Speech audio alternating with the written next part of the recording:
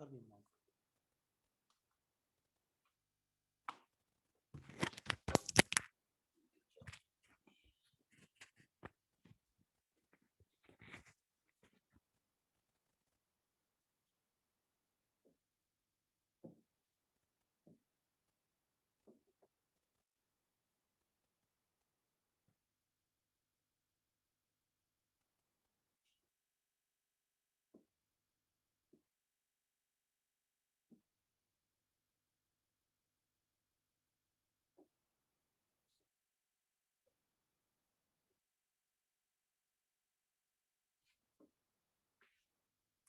देखो भाई, कल मैंने कुछ क्वेश्चन भेजे थे आपको, भेजे थे रिलेटिव मोशन के क्वेश्चन। अरे कल मैंने रिलेटिव मोशन के क्वेश्चंस पीडीएफ फॉर्मेट में बुकलेट उसमें भेजे थे ग्रुप में। उनको जरूर ट्राई करना, बहुत बढ़िया क्वेश्चन है, उसमें कॉम्प्रेंशन तो बहुत ही मजेदार है। ठीक है, कॉम्प्रेंशन करोगे तो आपको मजा आएगा।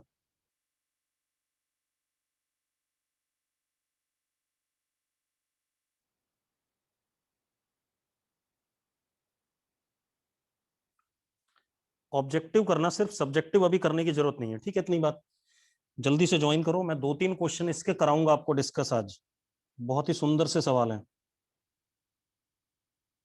आपको भी मजा आएगा क्वेश्चन करके। उसके बाद हम नया चैप्टर स्टार्ट करेंगे कल से, Newton's laws of motion. Clear है भाई?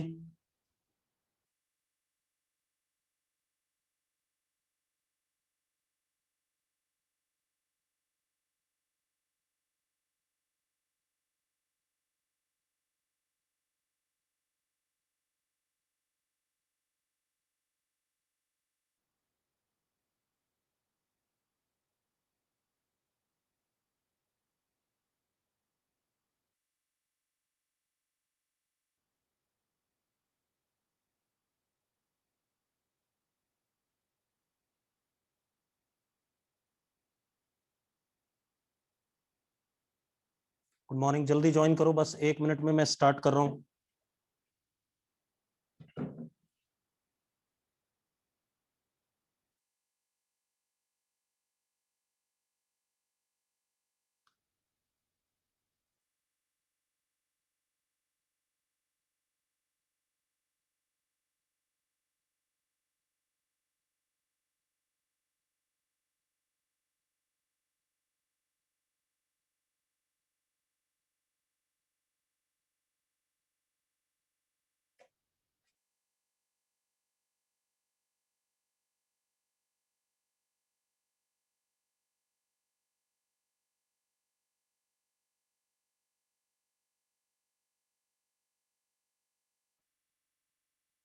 चलो स्टार्ट करते हैं।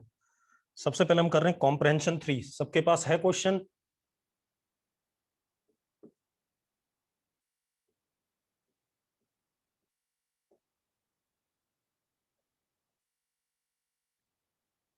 करीना कटरीना वाला क्वेश्चन है ना?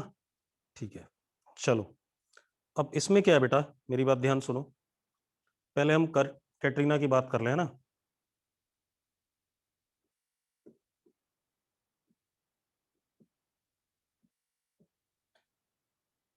करीना और कैटरीना दोनों बोट्स में नदी को पार करते हैं। ठीक है, इतनी बात, बोट से नदी को पार करते हैं। ट्राई किया है सबने क्वेश्चन या नहीं करा है? जल्दी बताओ, क्वेश्चन ट्राई करा है कि नहीं करा है, करीना कटरीना वाला? नहीं किया है? चलो, एक काम करो, आपको 2 या 3 मिनट का टाइम दे रहा हूं, ट्राई करो। एज अ टेस्ट ट्राई करो इसको, 3 मिनट।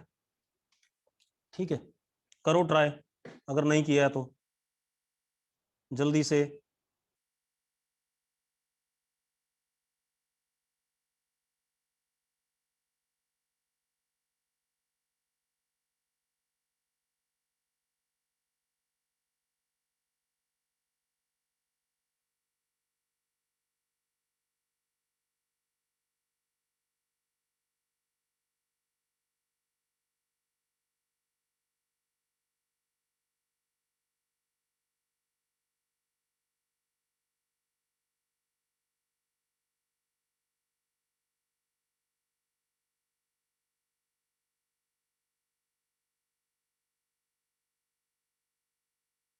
करो बेटा, कर रहे हो या मैं कराऊं?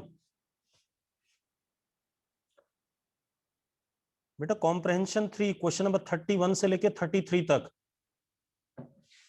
कॉम्प्रहेंशन 3 क्वेश्चन नंबर 31 से 33 तक।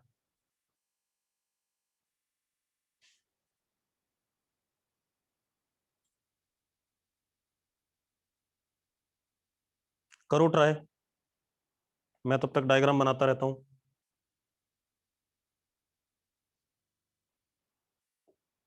क्वेश्चन पढ़ लो सब लोग।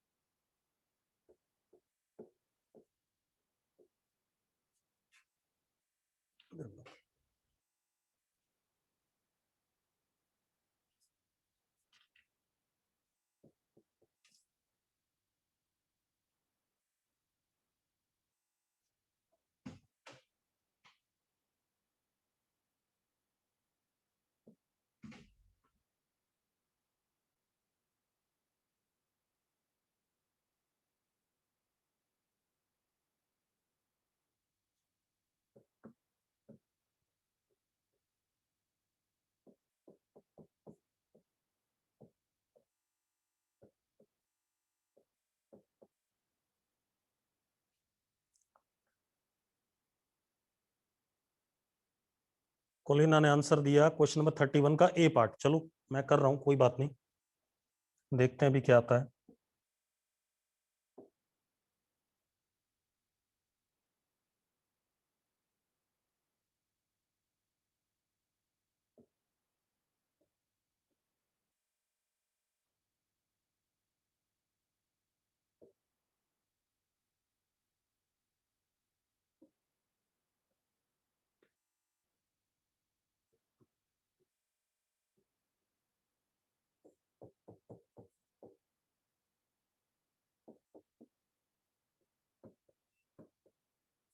ये कटरीना की कहानी है, ठीक है, इतनी बात दिख रहा है सबको कटरीना की कहानी कैसी है?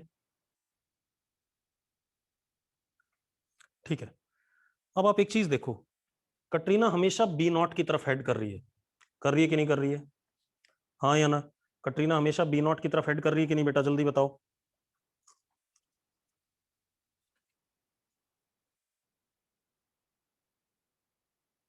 कटरीना है, करीना नहीं है, ठीक है। अब अगर ऐसे हेड कर रही है, ठीक है, तो आप एक चीज देखो, इसका मतलब हो गया कटरीना फॉलोज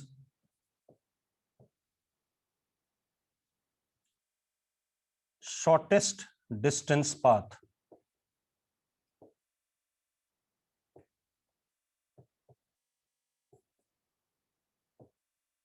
हाँ या ना? जल्दी बोलो, किसी को डाउट इसमें? किसी को डाउट इसमें नहीं है, ठीक है। अब एक और चीज, शॉर्टेस्ट डिस्टेंस पाथ है। अब आप एक चीज देखो, रिवर की फ्लो स्पीड दे रखी है आपको, रिवर की फ्लो स्पीड आपको ऐसे दे दी, कितनी दे रखी है रिवर की फ्लो स्पीड? रिवर की फ्लो स्पीड हमें दे रखी है 5 मीटर पर मिनट।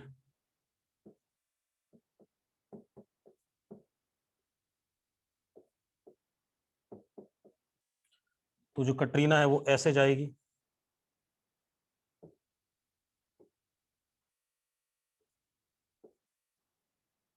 हाँ या ना, यस और नो, जल्दी बोलो।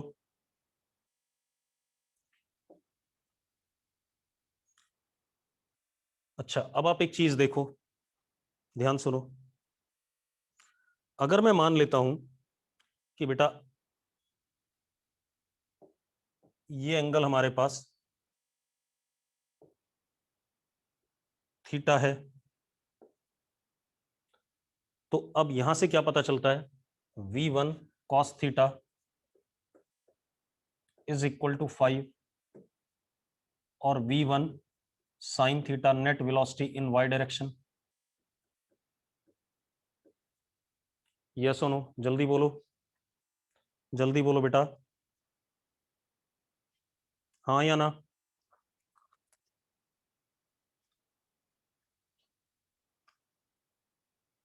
अब आप एक चीज देखो, एक मिनट में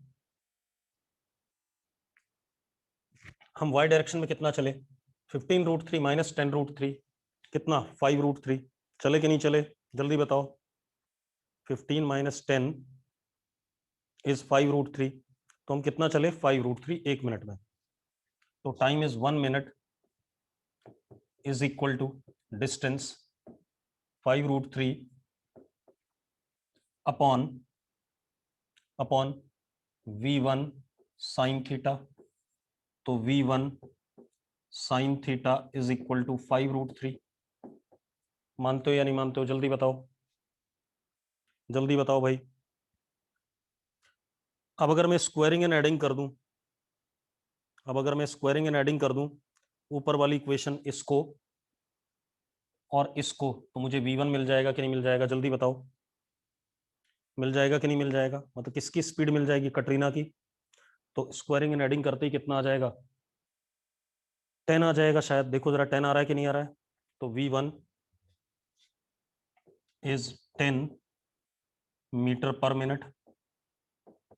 और डायरेक्शन भी देख लो, अगर मैं दोनों को डिवाइड कर दूं तो ये angle theta is equal to 60 degree. आ रहा है कि नहीं आ रहा है, सारी बात हो गई किसके बारे में, कटरीना के बारे में, कटरीना के बारे में सारी बात हो गई कि नहीं हो गई बेटा। और नदी को पार कितने समय में कर लेगी, 3 मिनट में। Total time to cross river will be 3 minutes.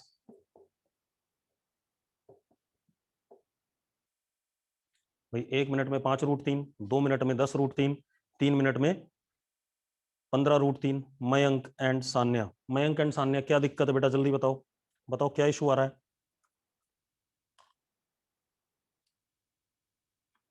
Mayank दिक्कत क्या आ रही बता, समझ नहीं आया। भाई क्वेश्चन पढ़ लिया था, क्वेश्चन में उसने 3 बार फोटो ली 1-1 मिनट के इंटरवल पे, एक बार टाइम 0 पे, टाइम 1 सेकंड पे, एक बार टाइम टाइम 1 मिनट पे, एक बार टाइम 2 मिनट पे। जब 3 बार फोटो ली तो हर बार B0 उसके सामने आ रहा है, यानी कि किस रास्ते पे चल रहा है, मिनिमम टाइम, मिनिमम डिस्टेंस वाले पे। किस पे चल रहा है, मिनिमम डिस्टेंस पे। मिनिमम डिस्टेंस पे चलता था तो आदमी की वेलोसिटी ऐसे देते थे थीटा एंगल पे, और ये कंपोनेंट आदमी की वेलोसिटी का और ये कंपोनेंट बराबर होते थे, मैंने यहां लिख दिए। और वाई कंपोनेंट इसका ये V1 साइन थीटा ऊपर की तरफ वेलोसिटी हो गई जिससे वो नदी को पार कर रहा है। अब वाई वाला डिस्प्लेसमेंट 1 मिनट में, जरा देखो, 15√3 था, बाद में 1 मिनट बाद 10√3 हुआ, तो कितना चला, 5√3। तो distance upon speed is equal to time. तो यहां से कटरीना के बारे में सारी बातें खुल के आ गई कि नहीं आ गई, जल्दी बताओ, जल्दी बोलो भाई। ठीक है, अब आते हैं हम करीना के बारे में बात करते हैं।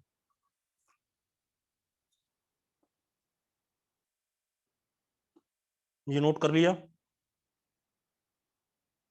नोट कर लिया, नोट कर लिया तो यस लिख दो एक बार, मैं फिर करीना के बारे में बात करूं, ठीक है। चलो अब करीना के बारे में बात करते हैं।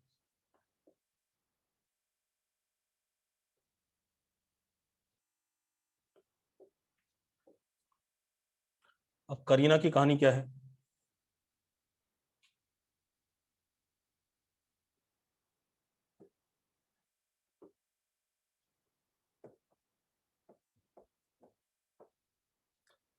करीना का खेल क्या है, देखो एक मिनट।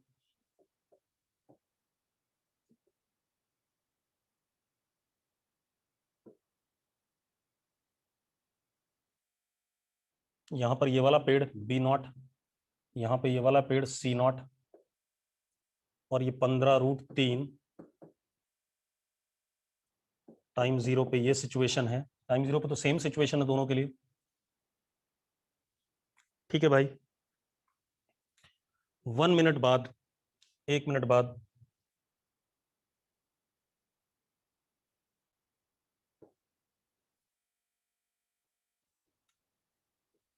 यहां B0 और यहां C0, और ये डिस्टेंस आपका परपेंडिकुलर 10√3।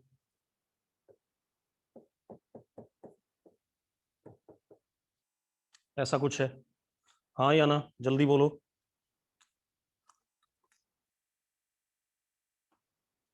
ठीक है, फिर 2 मिनट बाद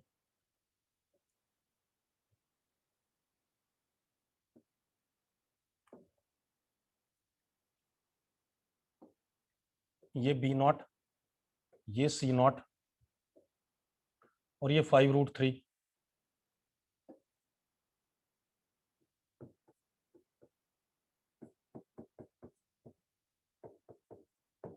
ऐसा कुछ है, ये कहानी दे दी। अच्छा, स्पीड यहां भी सेम है, स्पीड यहां भी क्या है, सेम है बेटा। ठीक है, इतनी बात। अब बोट की स्पीड क्या है, सेम है। ठीक है, दे रखी है कि करीना और कटरीना दोनों की बोट की स्पीड सेम है। ठीक है, तो V1 है इसकी भी। अब एक चीज देखो, क्योंकि वाई डायरेक्शन में हम अगेन उतने ही टाइम में उतना ही चल रहे हैं कि नहीं चल रहे हैं, वाई डायरेक्शन में सेम चल रहे हैं कि नहीं चल रहे हैं, जल्दी बताओ। वाई डायरेक्शन में 1 मिनट में कितना चले, 5√3। अगले 1 मिनट में कितना चले, 5√3। यस और नो, जल्दी बोलो भाई, बोलो बेटा, वाई डायरेक्शन में सेम चल रहे हैं कि नहीं चल रहे हैं।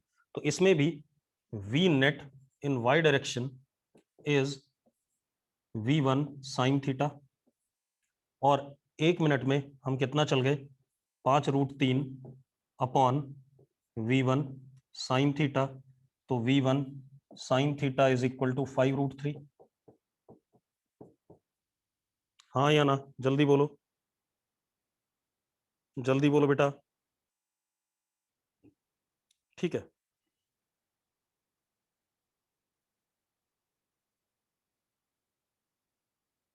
अब क्या कहानी है, अगर हम ऐसा देखें, और इसका मतलब, अब जरा डायग्राम बना लो आप, एक बार कोशिश करते हैं। ये हमारे पास VR है, VR इज कितना दे रखा, VR 5 मिनट्स मीटर पर मिनट। इधर की तरफ, ऊपर की तरफ क्या हो गया, V net Y is VM V1 sine theta, that is 5√3। और इधर की तरफ एक और वेलोसिटी होगी, that is V1 cos theta. यही होगा कि नहीं होगा, जल्दी बताओ मुझे, यस और नो। अब आप एक चीज देखो, अब आप ऑप्शंस देखो, क्योंकि बाकी कोई डाटा हमारे पास है नहीं। तो 31st क्वेश्चन देखते हैं। 31st क्वेश्चन क्या कहता है, Katrina has cross the river in minimum time. गलत है, कटरीना मिनिमम टाइम में तो नहीं गई, हाँ या ना, जल्दी बोलो भाई। अरे कटरीना किस में गई थी, मिनिमम डिस्टेंस में गई थी कि नहीं, जल्दी बोलो बेटा, बोलते नहीं हो यार। ठीक है, दूसरा,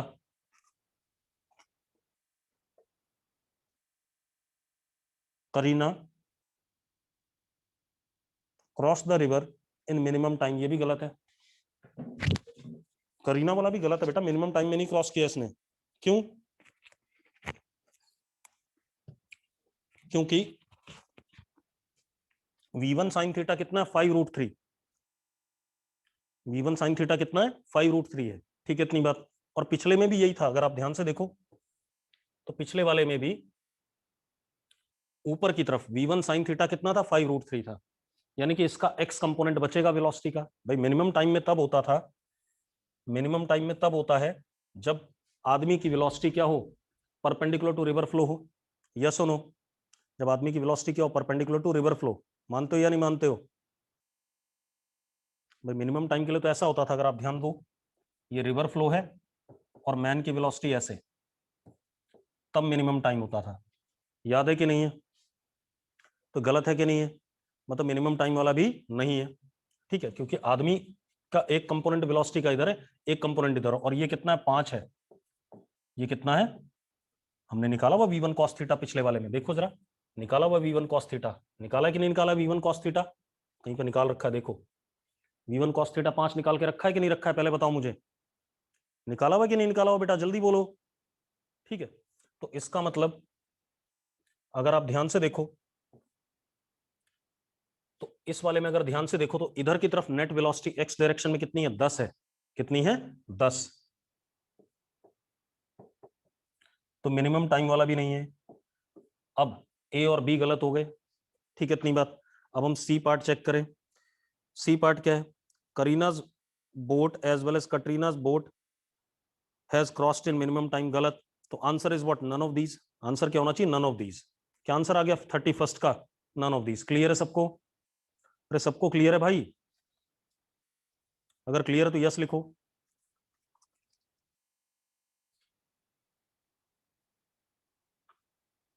खुशी, अथर्व, मस्किन, देवन, सबको क्लियर है? देवन गोयल क्लियर है कहानी?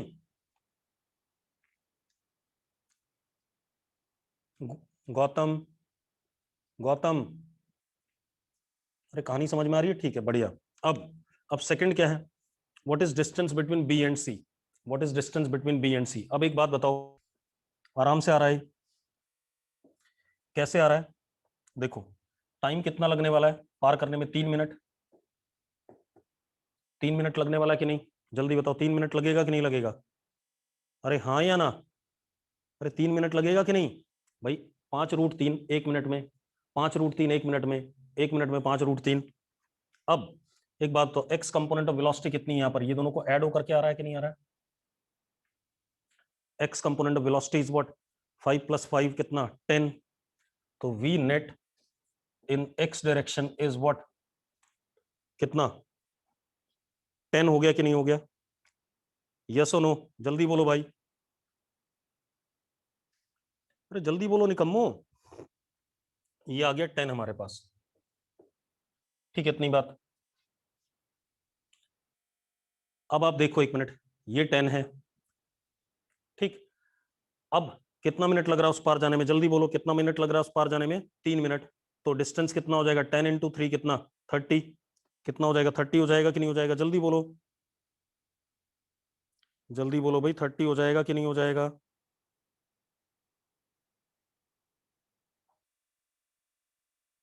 हो जाएगा। चलो 30 हो गया, तो 2 क्वेश्चन हो गए। देखो इतने सुंदर सवाल हैं, आपको लैंग्वेज समझनी है।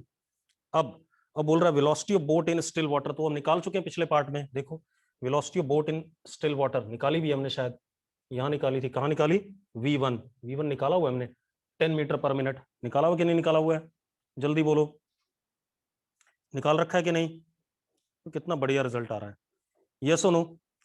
अब एक और क्वेश्चन करते हैं, करें अगला क्वेश्चन, करें भाई? चलो, अब आप ये कॉम्प्रेंशन 4 देखो, सोनी और माहीवाल वाला, इसको करो। कॉम्प्रेंशन 4 आप लोग करोगे, मैं तो सिर्फ सॉल्यूशन बताऊंगा बाद में।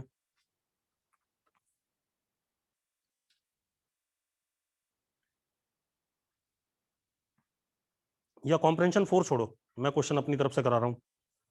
कॉम्प्रेंशन 4 आप खुद ट्राई करोगे, ठीक है?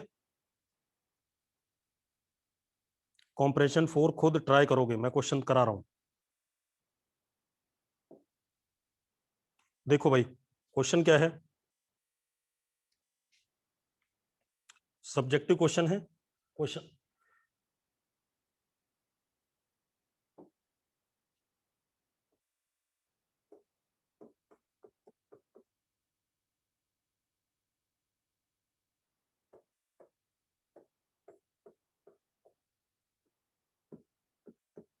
देखो सबके पास होगा ये क्वेश्चन, निकाल लो, पढ़ो जरा इस क्वेश्चन को फटाफट।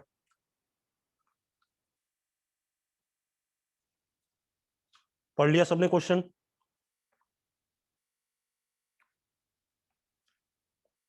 पढ़ लिया भाई?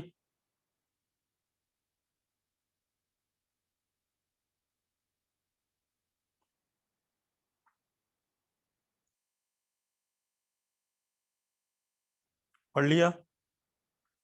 देखो हमारे पास क्वेश्चन क्या है,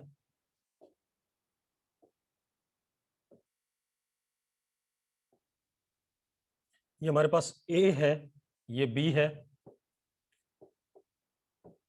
ए वाला ऐसे करके जा रहा है विद वेलोसिटी 10 मीटर पर सेकंड कांस्टेंट,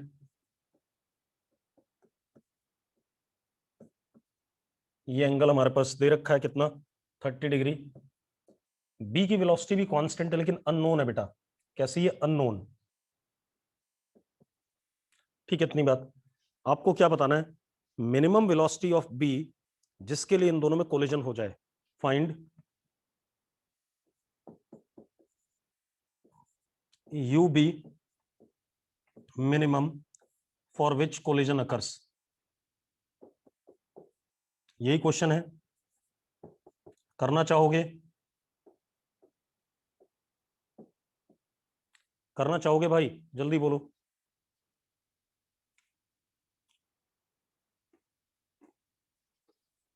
करना चाहोगे यार? कर दो।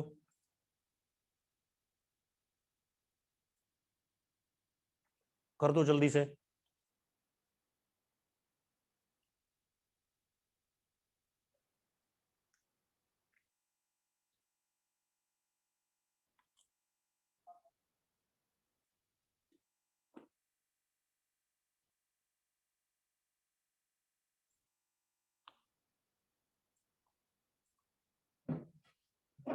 जल्दी करो।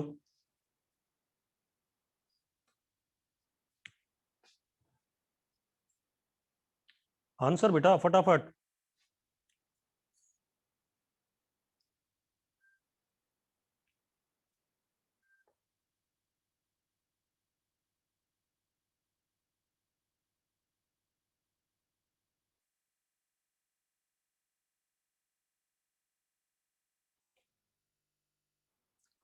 √3 नहीं, चेष्टा गलत आंसर।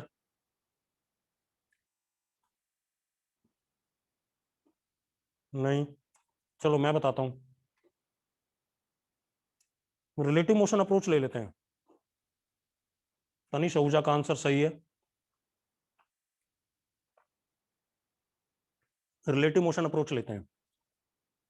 रिलेटिव मोशन अप्रोच में मैंने क्या पढ़ाया था आपको कि भाई relative velocity line joining both the particles के अलोंग होनी चाहिए कि नहीं होनी चाहिए?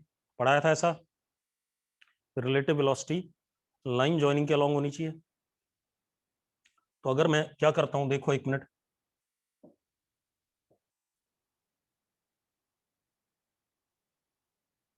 इसको ऐसे एक्स एक्सेस मान लेता हूं और ऐसे करके मैंने इधर बना दिया वाई एक्सेस।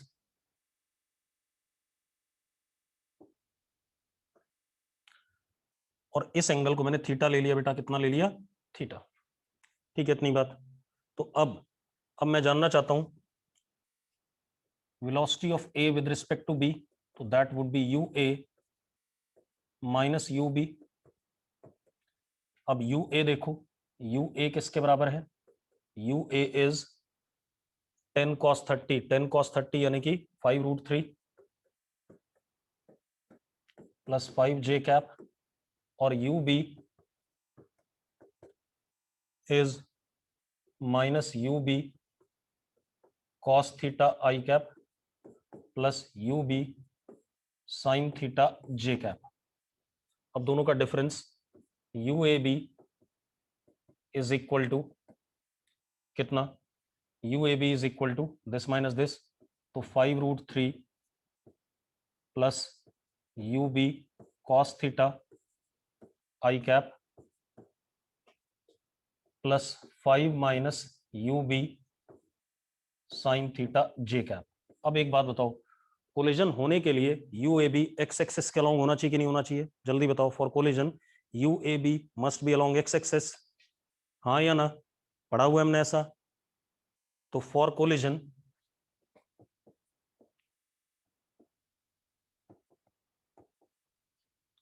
UAB का y कंपोनेंट क्या हो जाना चाहिए, 0 हो जाना चाहिए कि नहीं हो जाना चाहिए, जल्दी बोलो, तभी एक्स एक्सिस के अलॉन्ग आ पाएगा। अरे निकम्मो, क्लियर है बात? अरे बात क्लियर है, बहुत बढ़िया।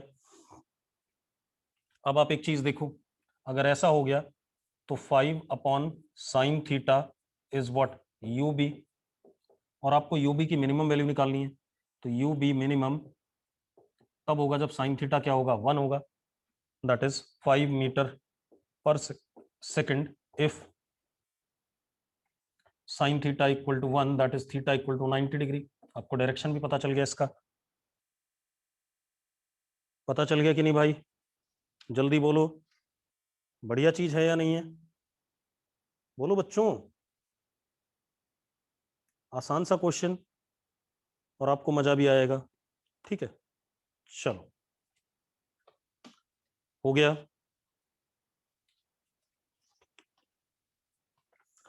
अब देखो भाई, और भी बहुत अच्छे क्वेश्चन है इसमें, अगर आप सॉल्व करोगे ना, एक लिख रहा है जबरदस्त, कोई बात नहीं बेटा, इसमें बहुत अच्छे अच्छे क्वेश्चन है, अगर आप इस असाइनमेंट को सॉल्व करोगे तो आपका दिमाग अपने आप खुलेगा। ठीक है, इतनी बात। तो सोनी माहीवाल वाला बहुत ही सुंदर सवाल है, ठीक है, करने की कोशिश करो। ठीक है, चलो अब मैं आगे पढ़ा रहा हूँ भाई। ठीक है, रिलेटिव मोशन को यहीं रोक रहे हैं आप लोग। जब ये असाइनमेंट जब ये बुकलेट, सॉरी, जो मैंने असाइनमेंट दिया है ये कर लोगे, तब मैं रिलेटिव मोशन के सवाल डिस्कस करूंगा। क्लियर है सबको? अरे क्लियर है बच्चों? ठीक है, चलो अब हम आते हैं मेन काम पे, that is Newton's laws of motion. ठीक है, काइनेमेटिक्स से एक्चुअल में क्या होता है कि काइनेमेटिक्स से कोई क्वेश्चन आता नहीं है एग्जाम में। ठीक है, इतनी बात।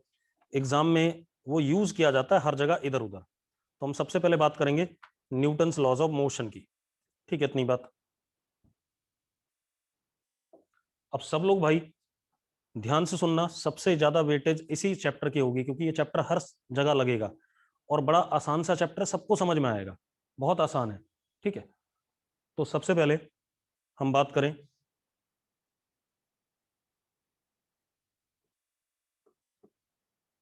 Newton's laws of motion.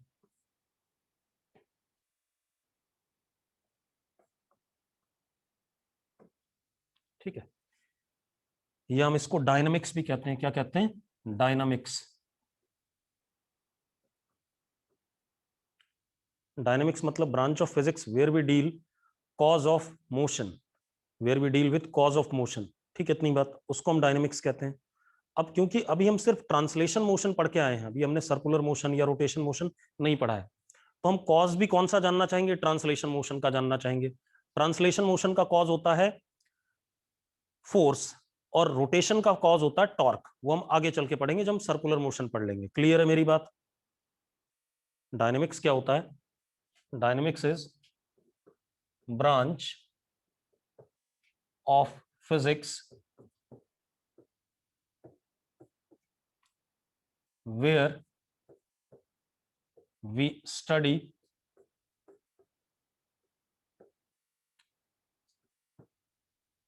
cause producing motion। अभी तक हम सिर्फ मोशन पढ़ रहे थे, कॉज नहीं पढ़ रहे थे। अभी तक हम सिर्फ मोशन पढ़ रहे थे, कॉज बिल्कुल नहीं देख रहे थे किस वजह से हो रहा है। तो branch of physics where we study cause producing motion, और कॉज प्रोड्यूसिंग मोशन दो होते हैं, एक होता है फोर्स और एक होता है टॉर्क। फोर्स प्रोड्यूसेस कैसा मोशन, ट्रांसलेशन मोशन,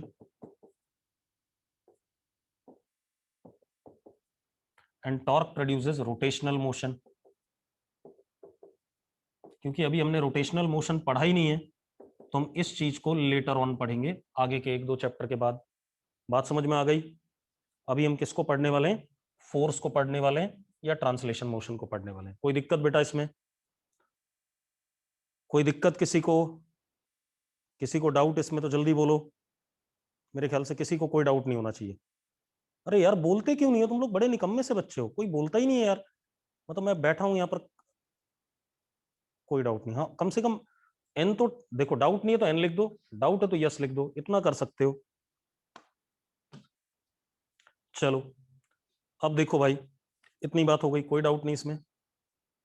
अब अब सबसे पहले मैं आपको बताना चाहूंगा फोर्स कितने टाइप का होता है, हालांकि मैंने बता रखा है पहले भी, थोड़ा सा बता देता हूं। फंडामेंटल फोर्सेस ऑफ नेचर, क्योंकि इस पे ज्यादा क्वेश्चन कुछ आते नहीं है तो हम सिर्फ थोड़ी सी बातें करेंगे। फंडामेंटल फोर्सेस ऑफ नेचर, पहला ग्रेविटेशनल फोर्स। मैं सिर्फ मेजर बातें बताऊंगा और इस फोर्स को हमें पढ़ना है ग्रेविटेशन वाले चैप्टर में। Gravitational force, it is interaction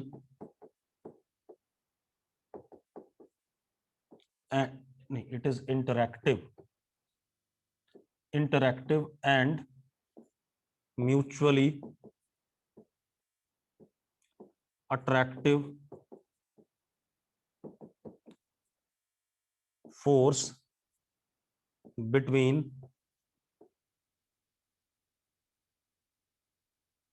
matter और बॉडीज हैविंग मास।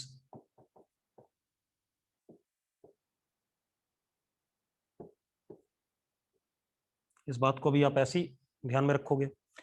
एक और चीज, it is weakest force of nature.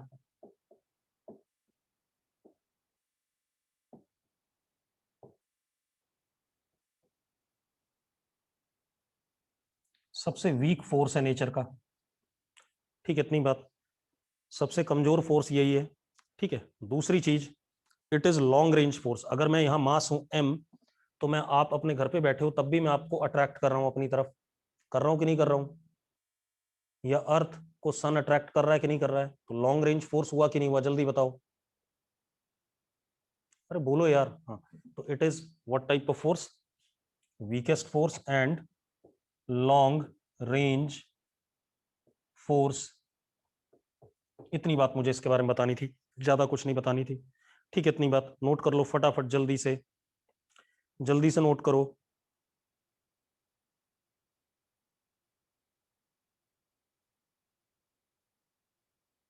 कर लिया नोट? नोटेड है ना, ठीक है। अब इसके बाद दूसरा हमारे पास आता है, कर लो नोट, कर लो, कर लो फटाफट कर लो, जल्दी नोट करो। थोड़ा सा ही बताना है इसके बारे में, ज्यादा नहीं।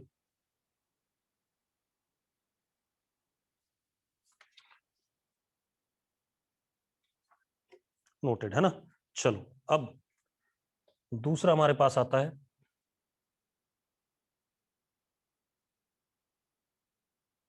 Electromagnetic force.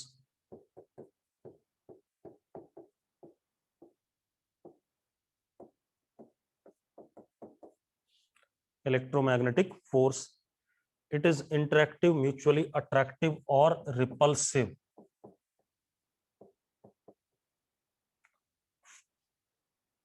Force between charged bodies, ठीक है, इतनी बात। It is strong force of nature, it is strong force of nature, and ये भी कैसा होता है? लॉन्ग रेंज होता है। बस ये क्या, अट्रैक्टिव भी हो सकता है, रिपल्सिव भी हो सकता है। अगले साल पढ़ेंगे इसको, अगले साल पूरा यही पढ़ना है, करीब करीब 3-4 महीने। क्लियर है? बात समझ में आ गई? बात समझ में आ गई भाई? ठीक है, नोट कर लो इसे फटाफट। अगले साल जब हम इसको पढ़ेंगे तो 3-4 महीने यही पढ़ते रहेंगे और कुछ नहीं करेंगे। नोट कर लिया? कर लिया भाई? चलो बढ़िया। अब इतनी बात हो गई, it is long range force, ठीक है। करो करो, नोट करो फटाफट।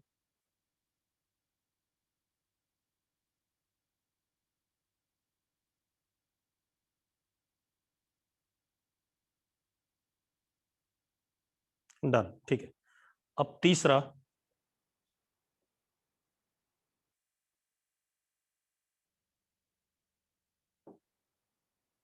Weak nuclear force. अब वीक न्यूक्लियर फोर्स क्या होता है बेटा?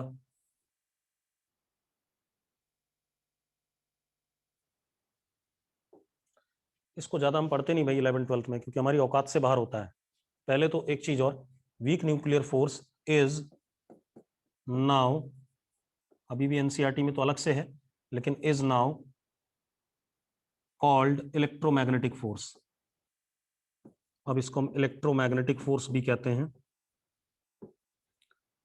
मैक्सवेल ने कर दिया था इसे, लेकिन हमारी एनसीईआरटी में अभी भी वैसा ही चल रहा है। मतलब मैं सही बताऊं, साला एनटीपी की कंडीशन बदले हुए 1992 में बदल गई थी एनटीपी की कंडीशन।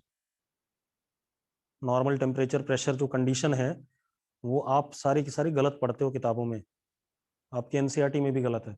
1992 में बदल गई थी, तो ये भी पता नहीं कब का बदल हटाया हुआ है, लेकिन एनसीईआरटी में बेचारा चले ही जा रहा है, चले जा रहा है। तो हम अलग से पढ़ लेते हैं वीक न्यूक्लियर फोर्स। हालांकि 11th-12th में ये कहीं नहीं आएगा, सिर्फ एक जगह छोड़ करके, it is force of attraction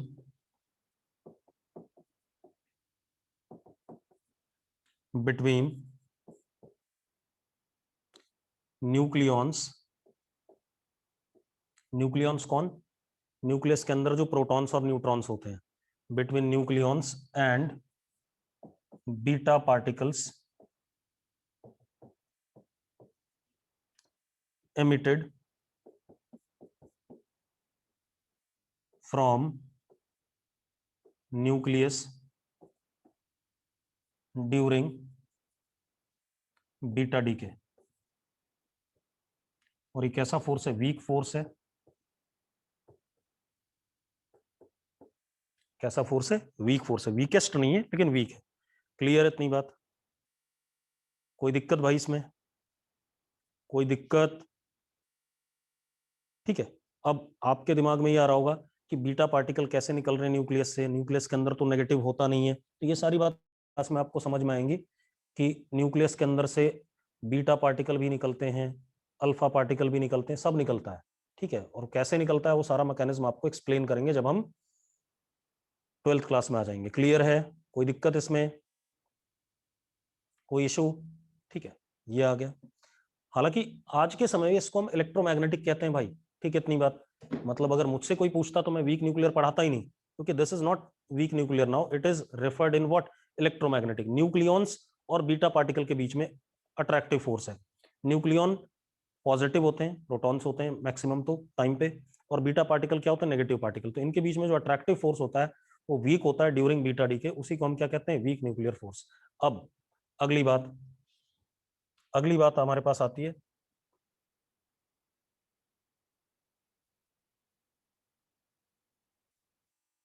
last force, strong nuclear force. Strong nuclear force बेटा। अब स्ट्रॉन्ग न्यूक्लियर फोर्स सबसे स्ट्रॉन्गेस्ट फोर्स है नेचर का।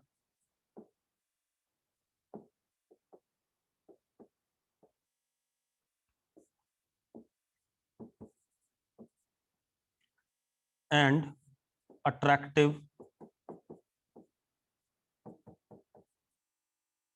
काफी अट्रैक्टिव है। ठीक है, स्ट्रॉन्ग अट्रैक्टिव है between proton proton, neutron neutron and neutron proton inside nucleus.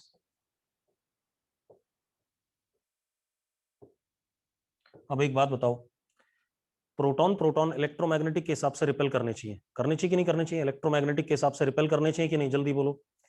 लेकिन उससे ज्यादा स्ट्रॉन्ग कौन है? न्यूक्लियर अट्रैक्टिव फोर्स, जब वो न्यूक्लियस के अंदर है। ठीक है। और एक और चीज, न्यूट्रॉन न्यूट्रॉन भी अट्रैक्ट कर रहे हैं, न्यूट्रॉन प्रोटॉन भी अट्रैक्ट कर रहे हैं। मतलब ये क्या हो गया? चार्ज इंडिपेंडेंट है, चार्ज पे डिपेंड नहीं करता।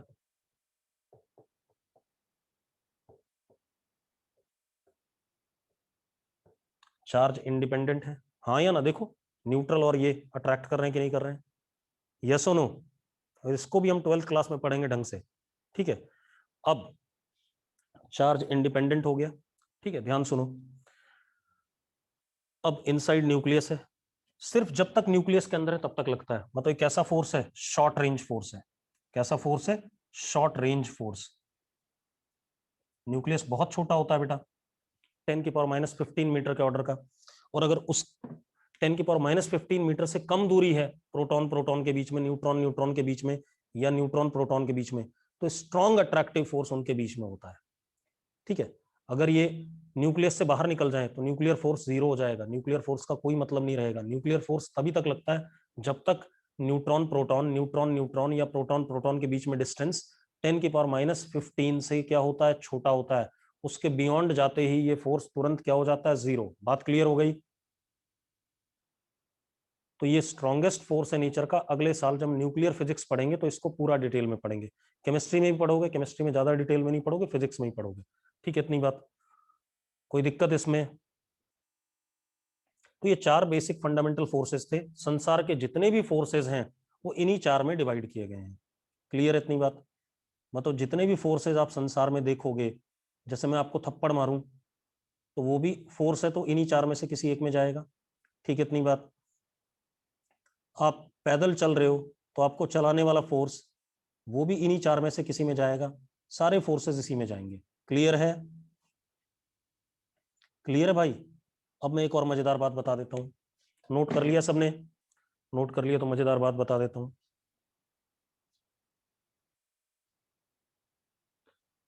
ध्यान सुनो।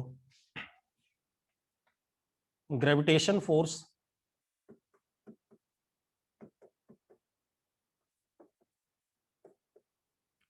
ठीक है, G m1m2/r² या mg, ऐसे होता है ना, दो मासेस के बीच में G m1m2/r², या मैं अर्थ पे खड़ा हूं तो मेरे ऊपर mg, ये जो लग रहा है, हाँ या ना? इसी को ग्रेविटेशन फोर्स कहते हैं। ठीक है, न्यूक्लियर फोर्स बिटवीन न्यूक्लियॉन्स इन न्यूक्लियस तभी लगता है जब न्यूक्लियॉन न्यूक्लियस के अंदर हो। Other than these above cases,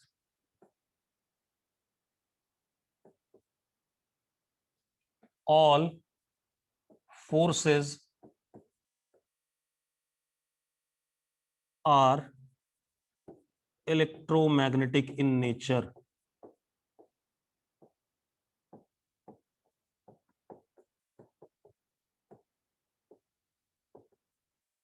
मतलब फ्रिक्शन इलेक्ट्रोमैग्नेटिक है। ठीक है, इतनी बात। मैं आपको थप्पड़ मारूं इलेक्ट्रोमैग्नेटिक है।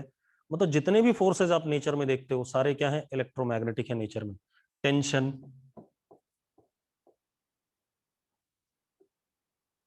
रस्सी में टेंशन आना, ठीक है, इतनी बात। स्प्रिंग फोर्स, एटसेट्रा, सारे क्या है, इलेक्ट्रोमैग्नेटिक है नेचर में। बात समझ में आ गई? बात समझ में आ गई तो यस लिखो और नोट करो इसे। क्योंकि आप जो नेचुरल सिचुएशन में 11th क्लास में पढ़ोगे, न्यूक्लियस के अंदर आप कुछ नहीं पढ़ोगे, तो न्यूक्लियर फोर्स खत्म हो गया। हाँ, ग्रेविटेशन वाला देखोगे, mg नीचे लग रहा है तो ये होगा, ये ग्रेविटेशन में चला गया। बाकी जो भी आप पढ़ोगे वो सारा किस में डाला जाएगा, इलेक्ट्रोमैग्नेटिक में। बात समझ में आ गई भाई? नोट कर लिया? नोट कर लिया? अब हम स्टार्ट करते हैं अपना चैप्टर। ठीक है, इतनी बात। कर लिया नोट सबने? ठीक है।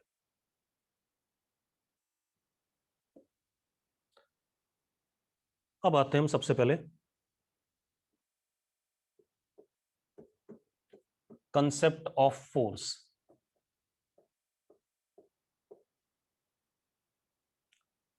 Concept of force, what is force? 9th-10th में जो आपने पढ़ा हो वो बता दो भाई मुझे। व्हाट इज फोर्स जो 9th-10th में आपने पढ़ा हो वो बता दो मुझे। कोलेना m×a, डेफिनेशन बताओ पहले, ये गलत बात बोल रही है ना, m×a नहीं जानना मुझे। शिवांगी ने बताया पुश और पुल, और कोई ढंग से बता शिवांगी, पुश और पुल मजेदार बात नहीं है।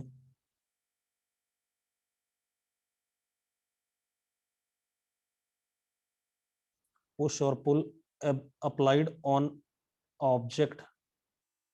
हाँ, एक गोपिका ने सही बात बोली है। देखो सुनो भाई, अगर मैं आपसे कहूं कि आप अपने आप को थप्पड़ मारो, ठीक है, आप अपने आप को थप्पड़ मार के देखो जरा, आपने फोर्स लगाया अपने ऊपर, मैंने क्या कहा, आप अपने आप को थप्पड़ मारो, तो क्या आपने अपने ऊपर फोर्स लगाया है? गोपिका नो कह रही है। बाकी लोग, बाकी लोग भाई, सारांश भी नो कह रहा है, और कोई? सभी नो कह रहे हैं, बिल्कुल सही बात है। एक्चुअल में जो आपने सिक्स्थ क्लास में फोर्स पढ़ा था, सिक्स्थ में क्या फोर्थ में पढ़ा था शायद, कौन सी क्लास में पढ़ते हैं फोर्स पहली बार? सिक्स्थ में, चलो ठीक है। क्या पढ़ा था, कंसेप्ट ऑफ फोर्स क्या था? फोर्थ में, हाँ सही कह रहा है। चलो कोई बात नहीं। फोर्स इट इज पुश और pull on one body by some external agent.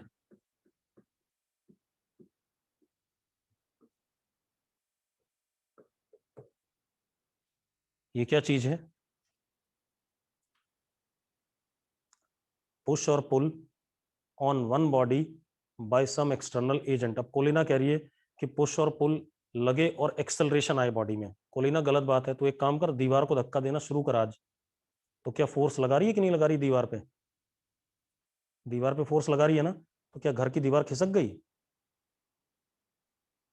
नहीं ना। तो ये जरूरी थोड़ी एक्सेलरेशन आएगा। ठीक है, तो मैंने क्या कहा, फोर्स इज जस्ट पुश और pull on one body by another body या बाय सम एक्सटर्नल एजेंट, इसको हम फोर्स कहते हैं। ठीक है, इतनी बात। अब इट मे और may not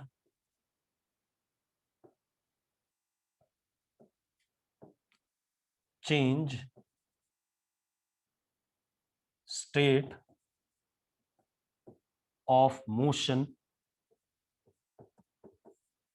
or rest of body।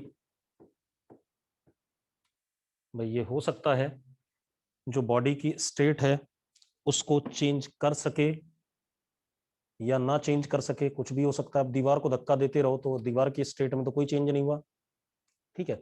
लेकिन अगर मैं आपको एक थप्पड़ मार दूं तो आपकी स्टेट पक्की बात है चेंज हो जाएगी, हाँ या ना? जल्दी बोलो भाई। और हम तो रोज लगाते हैं फोर्स, हम रोज भौंकते रहते हैं बेचारे मास्टर की, पढ़ पढ़ लो पढ़ लो पढ़ लो, ये भी एक फोर्स लगाना ही हुआ। अब उनमें से कुछ बच्चे समझ जाते हैं कि पढ़ना है, कुछ बच्चे नहीं समझते हैं, बस यही चलता रहता है, हाँ या ना? और ऐसे ही है कि नहीं है?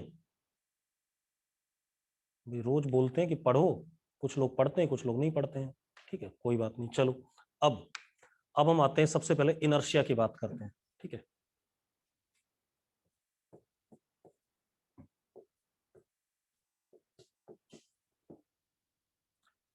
इनर्शिया, अब देखो भाई, इनर्शिया क्या होता है?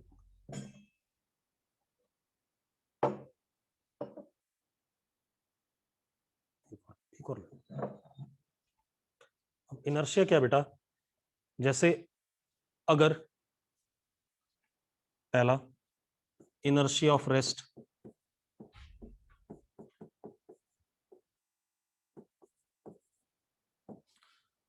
अगर मान लो, हाँ इनर्शिया क्या है, बॉडी की इनहेरेंट स्टेट है, ठीक है, इतनी बात।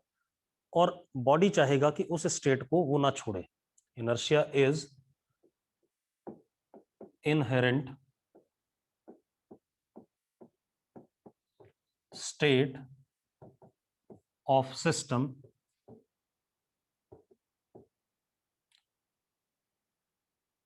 एंड सिस्टम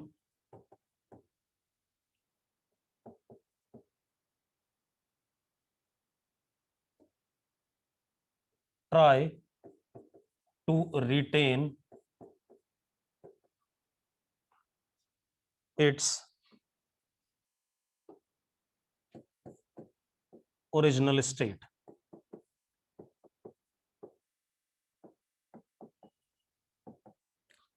ठीक है, इतनी बात।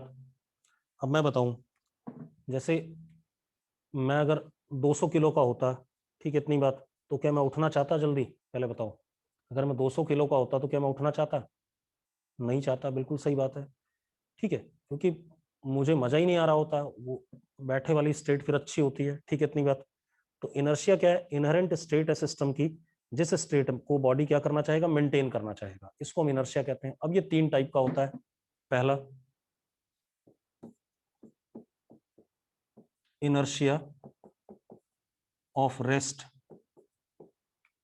ज्यादा नहीं बोलेंगे इसके बारे में, ये आप पढ़ चुके हैं 9th-10th में। इनर्शिया ऑफ रेस्ट क्या होता है? अगर बॉडी रेस्ट पे है तो रेस्ट पे ही रहना चाहेगी, ठीक है इतनी बात।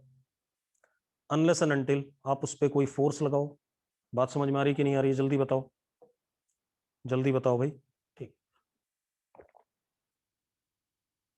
अब एक और चीज, ये बॉडी के मास के प्रोपोर्शनल होता है, proportional to mass of body. बता रहा हूं कैसे, कैसे मास के प्रोपोर्शनल है। अगर बाहर एक साइकिल खड़ी है, ठीक है इतनी बात, मैंने उसको धक्का दिया, वो चल जाएगी कि नहीं चल जाएगी? इनर्शिया ऑफ रेस्ट खत्म हो जाएगा कि नहीं हो जाएगा? अगर बाहर साइकिल खड़ी है, मैंने धक्का दिया, तो वो साइकिल चल जाएगी, ठीक है, मतलब इनर्शिया ऑफ रेस्ट खत्म हो गया। लेकिन बाहर एक ट्रक खड़ा है, उसको मैं धक्का दे के आऊं तो क्या ट्रक चलेगा? नहीं चलेगा। तो उसका इनर्शिया ऑफ रेस्ट ट्रक का क्या था? ज्यादा था। ट्रक का इनर्शिया ऑफ रेस्ट क्या था? ज्यादा था, ठीक है इतनी बात क्लियर है। इसीलिए हम मास को क्या कहते हैं फिजिक्स में? Mass is also called as translational inertia. Translational inertia, clear है इतनी बात? ठीक है भाई, मास जो आपने पढ़ा होगा, मास अमाउंट ऑफ सब्सटेंस होता है, वो सब केमिस्ट्री की बातें, बकवास है बिल्कुल ही। मैटर कंटेंट, ये पढ़ा है ना केमिस्ट्री में ऐसा कि मास मैटर का कंटेंट होता है? अबे वो सब केमिस्ट्री की बातें हैं, उससे मुझे क्या मतलब।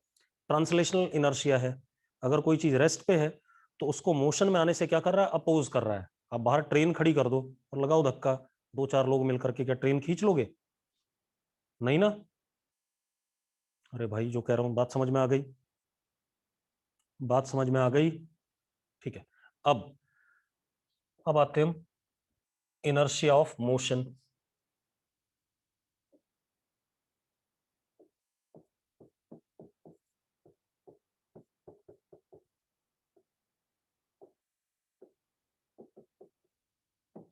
अब एक बात बताओ, इनर्शिया ऑफ मोशन क्या है? ठीक है, अगर कोई बॉडी मोशन में है, ठीक है इतनी बात, तो मोशन में ही रहना चाहेगी अनलेस एंड अनटिल आप उस पर कुछ एक्सटर्नल फोर्स वगैरह ना लगाओ। यही बात है कि नहीं है? जल्दी बोलो भाई। अगर कोई बॉडी मोशन में है तो मोशन में ही रहना चाहेगी अनलेस एंड अनटिल आप उस बॉडी पे कोई एक्सटर्नल फोर्स वगैरह ना लगाओ।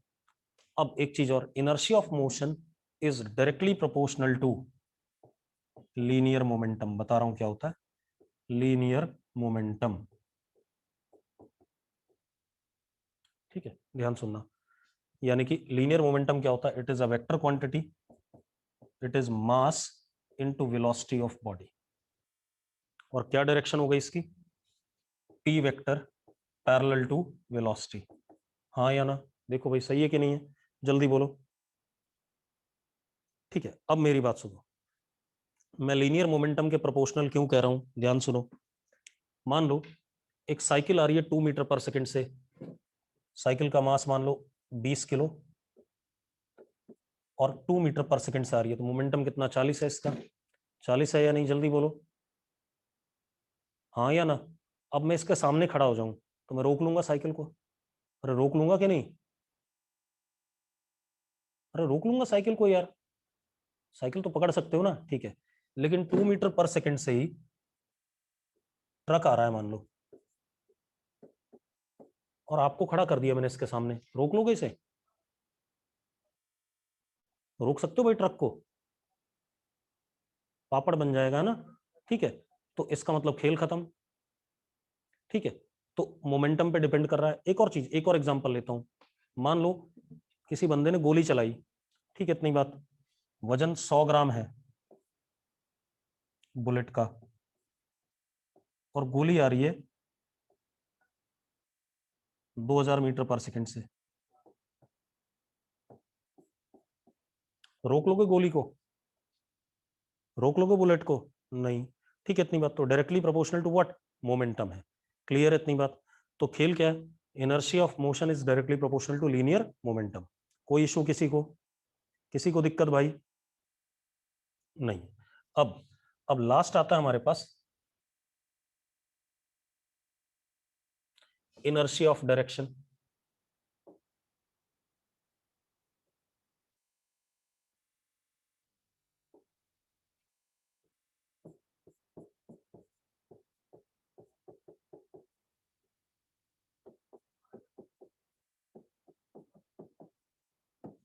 अब इनर्शिया ऑफ डायरेक्शन क्या होता है? मान लो आप सीधी सड़क पे साइकिल चला रहे हो, तो बगैर हैंडल को मोड़े हुए क्या साइकिल मुड़ जाएगी? जब तक आप एक्सटर्नल एजेंट से कोई फोर्स नहीं लगाओगे तब तक मुड़ जाएगी क्या? नहीं मुड़ेगी। तो डायरेक्शन बदलने के लिए अगर आप किसी एक पर्टिकुलर डायरेक्शन में जा रहे हो तो उस डायरेक्शन में कोई चेंज नहीं होगा जब तक आप उस पे बॉडी पे कोई फोर्स ना लगाओ। या आप किसी पर्टिकुलर डायरेक्शन में घूम रहे हो, आपको दूसरी डायरेक्शन में घूमना है, तो आपको क्या लगाना पड़ेगा? फोर्स लगाना पड़ेगा, क्योंकि बॉडी अपने डायरेक्शन के इनर्शिया को क्या करना चाहता है? मेंटेन करना चाहता है। क्लियर है? क्लियर है भाई? चलो, तो आज इतना ही करेंगे, कल हम न्यूटन्स लॉ स्टार्ट करेंगे। ठीक है, इतनी बात समझ में आ गई सबको? बहुत आसान सा चैप्टर रहेगा और सबसे ज्यादा वेटेज वाला चैप्टर रहेगा, ये ध्यान रखना। आपको बहुत मजा आएगा इस चैप्टर में। ठीक है।